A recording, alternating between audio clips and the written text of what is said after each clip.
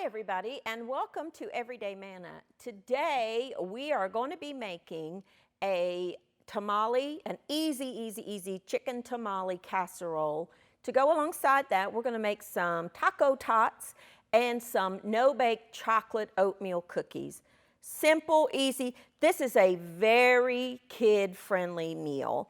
It's easy, it's fast, and kids like all the ingredients. So let's get started. Now we're actually going to get started on the base of the tamale casserole. I have my oven preheated to 400 degrees. I have a casserole dish here that I have just sprayed with non-stick spray, you know, this stuff. I have one box of just the boxed cornbread mix. It's like 30 cents. It's a very economical meal, 30, 40 cents, not much at all. That has everything you need in it to make cornbread out of. This is some cumin, some chili powder, and some oregano. Now, a lot of people think, you know, oregano is exclusively used in Italian food. But you know what? Mexican oregano is delicious, and it's used a whole lot in Mexican food.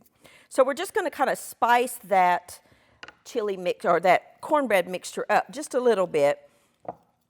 Feel free to add more cumin or more chili powder depending on your family's likes or dislike. You could also add some garlic powder and onion powder to that too if you wanted to. I'm going to add 1 can of creamed corn. Goodness, just 1 regular can of creamed corn. We're going to add some milk. This is about half a cup of milk, and I'm going to just crack my eggs into the milk and then beat the eggs in the milk. I like to do that because that gets it fully incorporated. I just think that spreads it out a little better. So I'm going to just mix those together. I'm going to use a whisk, just a little better. Does a little better job. This also would be a great dish to make as a freezer meal. If anybody out there, if you're interested in me showing you some freezer meals, just let me know. That's something that if you are interested in, I would love to do. Stir that together. Let me switch to my bigger spatula here. I find it very easy to have those kind of like a meal kit in the freezer. I was actually looking through my foods here on the set, and I have a meal kit in the freezer that I did for a slow cooker. It's great because then all you got to do is thaw it overnight. The morning before you leave, just toss it in your crock pot or slow cooker. I'm going to add about a cup of the Mexican blend of cheese, or a lot of the stores will carry a taco flavored cheese, or you could just use cheddar, Monterey Jack. You know, your favorite cheese would work fine in here. All right. Now I'm going to pour this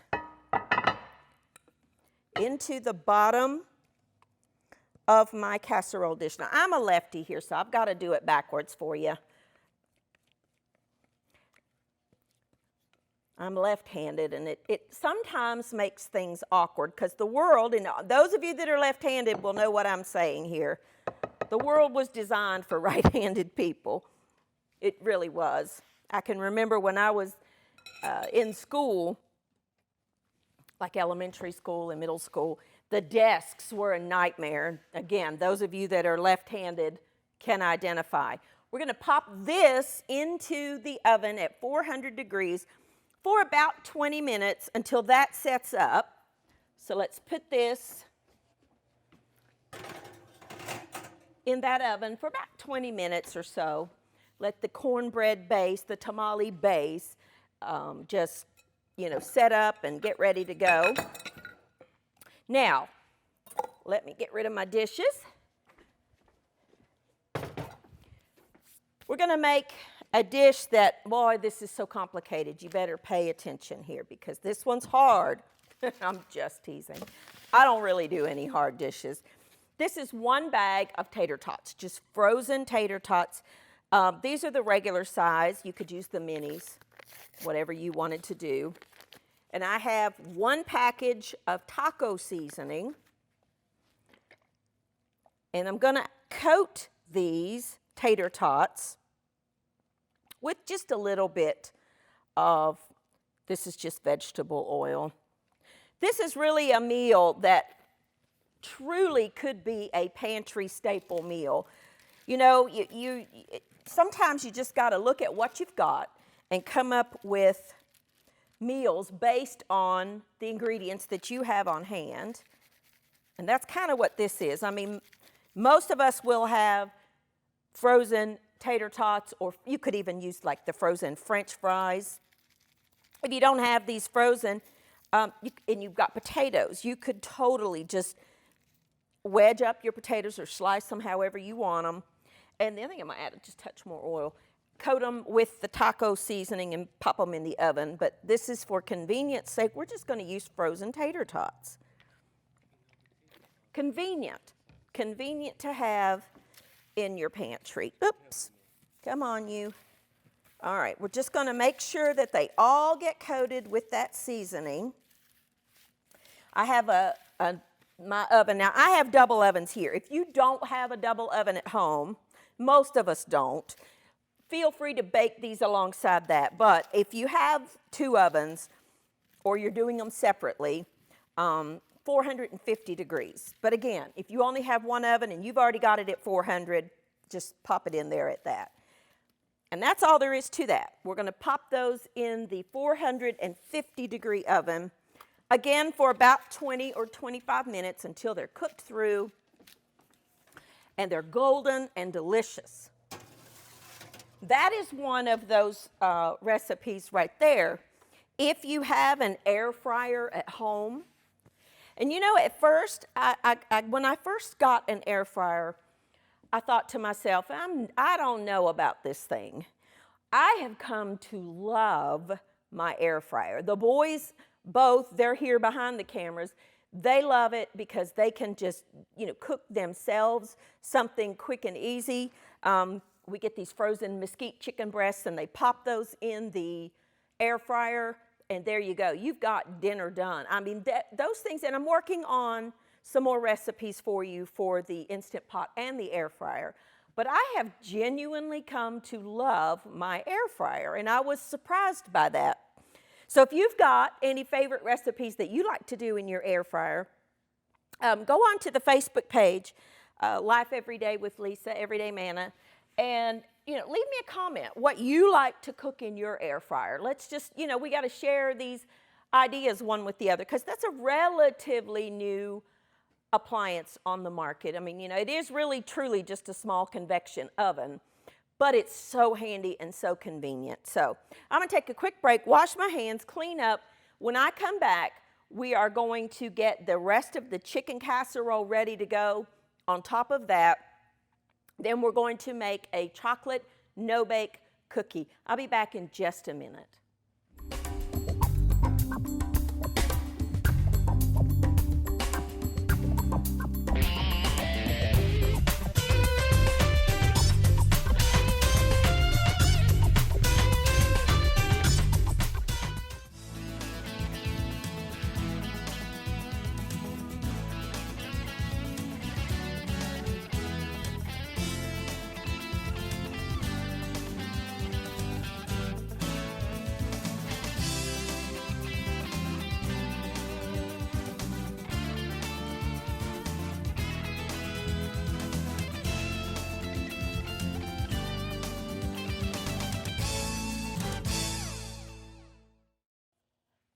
Alrighty, now I have brought a pot of water to a boil, and I'm going to actually put some, just some elbow macaroni in there. I'm going to salt it first,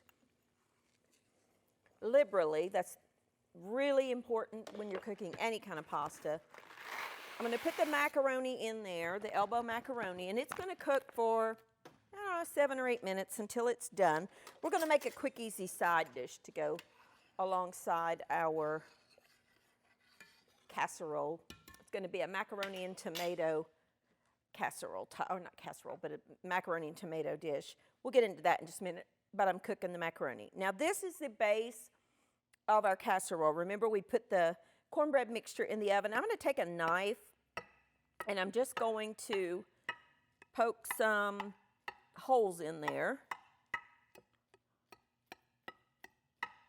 And you'll see why in just a second. Okay. I have 1 can of just enchilada sauce, and I'm going to pour that over top of the cornbread. And I poked the holes so that the sauce will go down in the, I'm going to save well, no, I'll just go ahead and put all that on there. Go down in the cornbread and make like a, flavor it through. Get all that out of your container. Then I'm going to take the chicken from, this is very hot, so be careful when you take that out of the oven. I have here some chicken from just a rotisserie chicken, but you could use leftover chicken. You could do what I did and buy a rotisserie chicken, or you could use just some of your leftover chicken that you've cooked or poached some chicken, whatever chicken you've got left over. You could also do this with ground beef that you have browned and drained. It's very versatile. Okay, we want a couple of cups of chicken. All right, let me get that out of there. We've got light and dark meat. I love rotisserie chickens. You've heard me talk about them many times. They really are a good value in the stores. You couldn't buy a chicken and cook it at home as inexpensively as you can get a rotisserie chicken, especially at places like Sam's and Costco. Their rotisserie chickens are delicious. They're big. And oftentimes I will just grab one of those, bring it home for dinner, and make, mashed potatoes or green beans or whatever side dishes I want. It makes a great dinner, and there's usually always some chicken left. And we just cut it, go ahead and cut it off the bone and put it in the refrigerator, and there you go. And you've got some leftovers. Great leftover dish this one is for leftover chicken or fresh chicken, whatever you've got on hand. You want a couple, 2 to 3 cups of chicken. I'll put this on there, and then I'll just leave that for snacking. You could also make some chicken salad out of it. There's just so much. Chicken is so versatile. You can do so many different things with it. All right, so there's my chicken. And then I'm going to top that with some more of that flavored cheese mixture. And this is going to go back in the oven for probably another 15 minutes or so. You could, if you wanted to, top that with some more of your enchilada sauce. Get another can if you wanted to. You could do that. Up to you. I'm going to pop this back in the oven for another 15 minutes or so.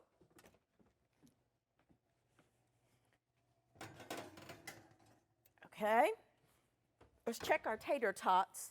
I think they're done. I think we can cut that one off. There we go. Now, let me set this to the side. Let's talk about no-bake cookies. This is a very popular recipe that is made many, many different ways. Some people call them preacher cookies.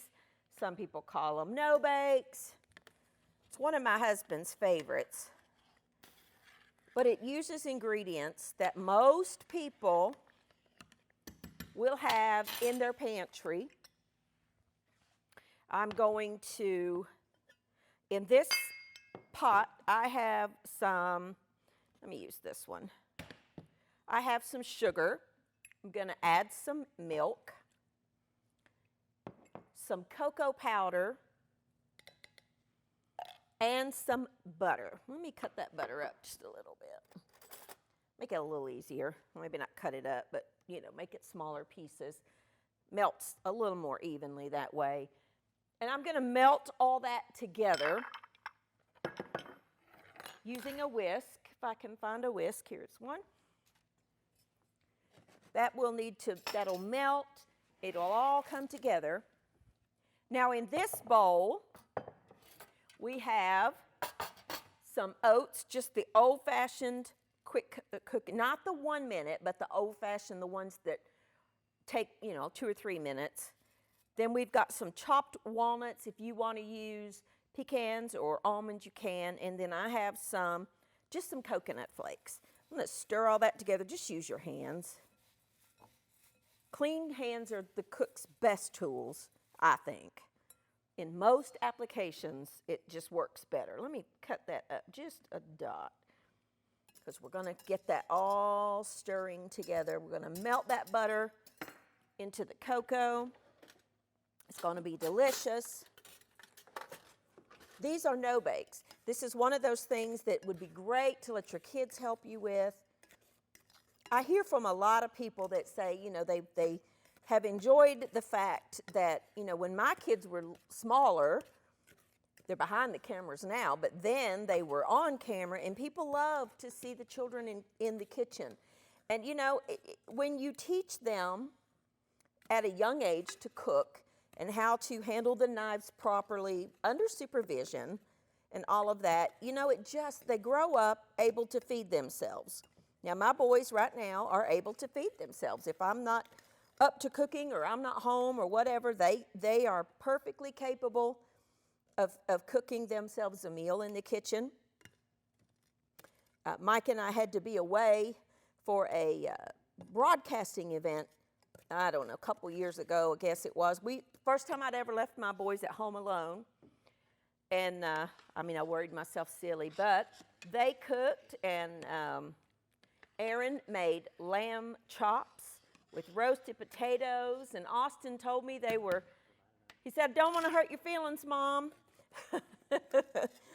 That's better than yours. And I was like, that don't hurt my feelings. It makes me proud. It makes me happy. So get your kids in the kitchen. Let them help you cook. Yes, they might make a mess, but you know what? The mess cleans up. The memories will be there forever. So let them help you. Let them sneak the chocolate. Let them eat what they're cooking. Now, I've switched to my whisk, and I'm just going to whisk in that butter until it melts, and I'm going to let that cook for about 4 minutes. This is not the time to walk away from your kitchen. You need to supervise this or it will burn. So I'm going to take a quick break. I'm just going to stir this. When I come back, this will be done, the macaroni will be done, and we will put this meal together. I'll be back in just a minute.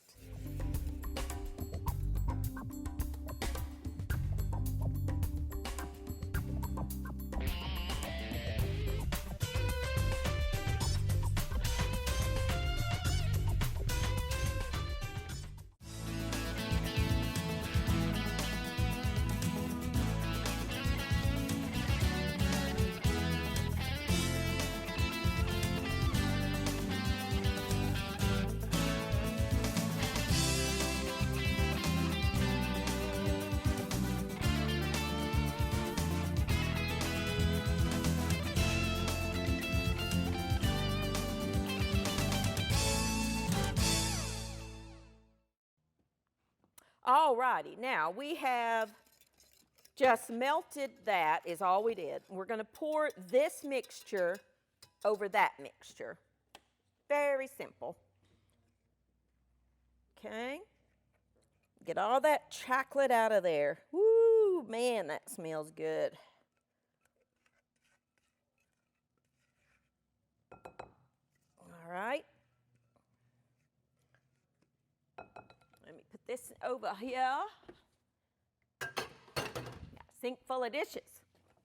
And then you want to stir this together. You want to do this while that chocolate's hot. I mean, this is so simple. It really is.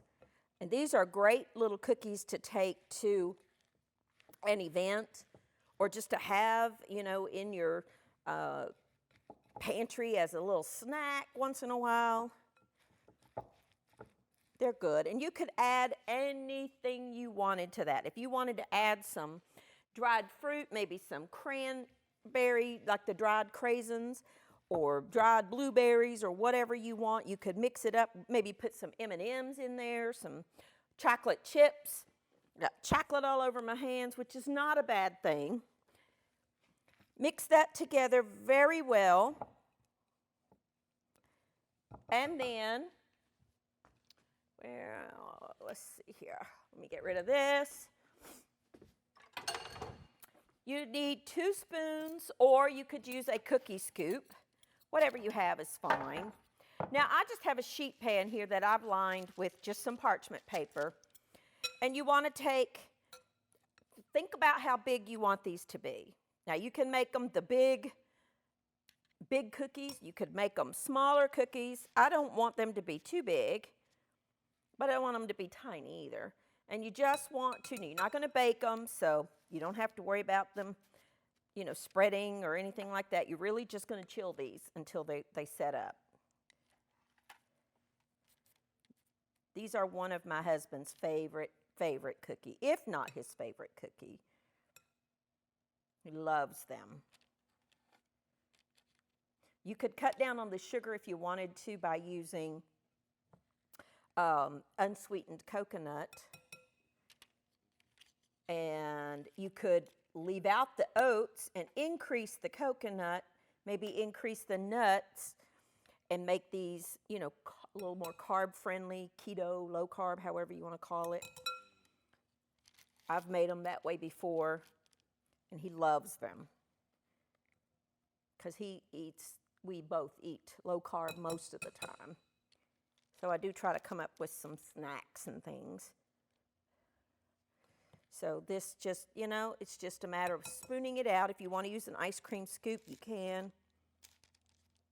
You make them as big or as small as you want to. And then you're going to pop them in the refrigerator or the freezer for like 10 or 15 minutes until they firm up and set up. And you've got yourself a delicious no-bake cookie. Some people call them preacher cookies. I'm not sure how that term came to be, other than maybe, you know, used to the preacher would come by your house or something, and you would want to have a little something to give them. And these are pantry staples. I mean, you know, most people have these ingredients already in their pantries. So, you know, it's a good thing just to whip together. It takes minutes.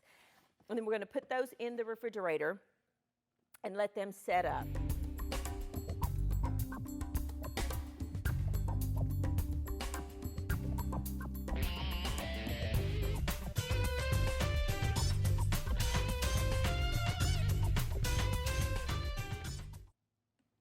All righty, now our macaroni is cooked and I just drained it is all I did. I'm going to add just a pinch of salt, a little bit of pepper. Now I'm going to add a can of undrained green chilies. I love these little things. They just add a little bit of heat. You don't have to put those in there, but it's really good. And then I'm going to add some chili powder. I don't know, about that much. Maybe a little more.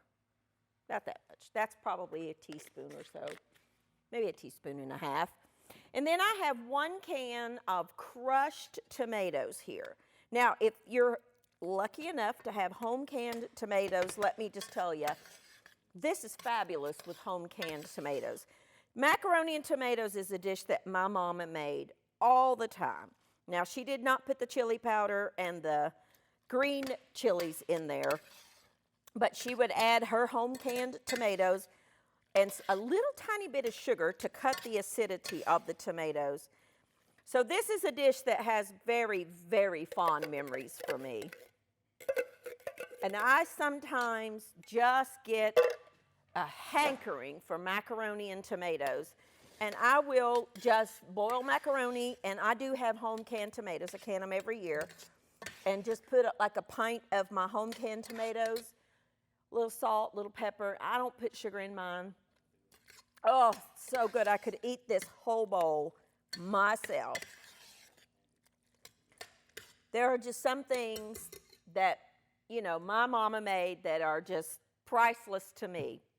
While that's heating through with the tomatoes are heating through, because the macaroni's already cooked. Here are our finished tater tots. So good. I snuck one. They're delicious. And here is our finished casserole.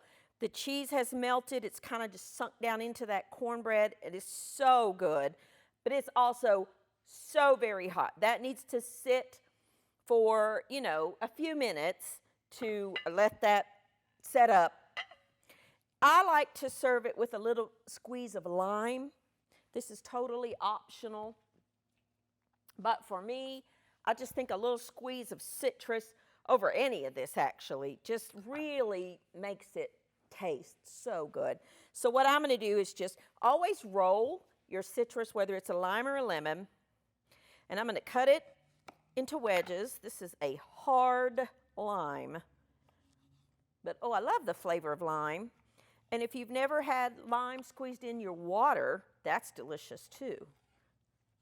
So I would serve these limes alongside the dish, and then everybody can do, you know, what they want to. Well, let's just put them there for the moment. Our no-bakes are in the freezer setting up. Now, I just stuck them in the freezer for time's sake. You would just want to let those chill until they set up. And I would say this is done. You want to taste that for seasoning. Taste it for salt and pepper.